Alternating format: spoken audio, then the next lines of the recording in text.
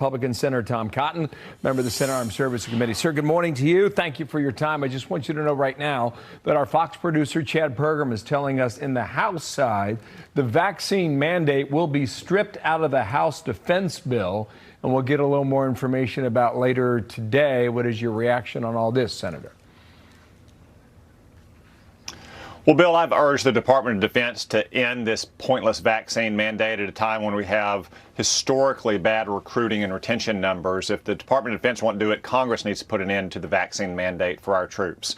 But the real inside story here is what Chuck Schumer and Nancy Pelosi are doing to try to hold this defense bill hostage. We pass it every year. We've passed it every year for 60 years. It's vital for our national security and for our troops. They want to add on all kinds of extraneous non-defense measures like a payoff for liberal media companies to form a cartel to work with big tech that'll hurt center-right media outlets, or allowing marijuana distributors to engage in the banking system, or paying off Joe Manchin for his vote for their $1 trillion spending bill this summer. None of these have anything to do with our troops. And if the Democrats insist on adding these extraneous measures to the defense bill, Republican senators should filibuster it. And frankly, House Republicans whose votes are necessary to pass it in the House should not vote for it either until the Democrats back down and pass a defense bill that is actually focused on our national security and supporting our troops. A little more detail on this. We're told the bill will not reinstate service members who were discharged or had benefits slashed due to the refusal to take the vaccine. So this debate's going to continue. Senator, I want to take you overseas in Iran. We were told over the weekend the morality police had been suspended for the time, and apparently that's not the case. New York Post. No, Iran didn't ban the morality police. It duped the press and Biden administration. Quote, the truth, Iranian women are still subject to the oppression of a radical theocracy in Tehran. Millions of Iranians want to see an end to the Islamic Republic of Iran, and President Joe Biden needs to finally pick a side, end quote. So based on this, Tehran's not changing, sir.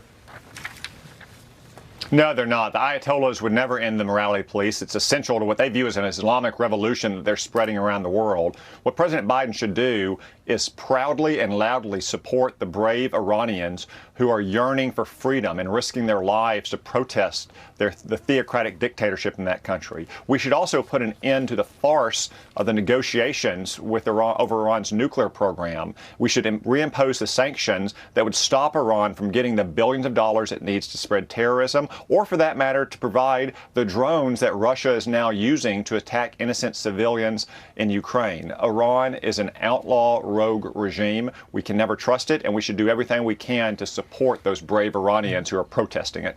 Last topic. A little later today, the president goes to Arizona. He talked about the possibility of an immigration deal coming together, possibly between Republicans and Democrats. Would you be on board that? They need 12 Republicans in the Senate to go for it. Do you see that happening during this lame duck session?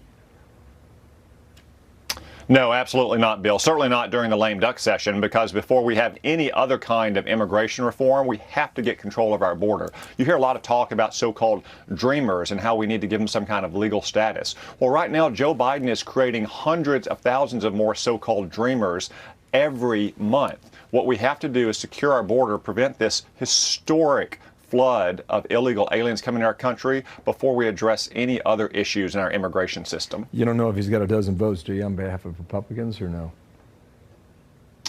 No, he does not, and we're not going to have it in the next couple of weeks. If we have any immigration reform, it's going to come next year with the Republican House, and it has to address our border, and it has to address the needs of working-class Americans to get stable jobs with growing wages that outpace inflation. Okay. Senator, thank you. Tom Cotton, thanks for coming on today. Appreciate your time.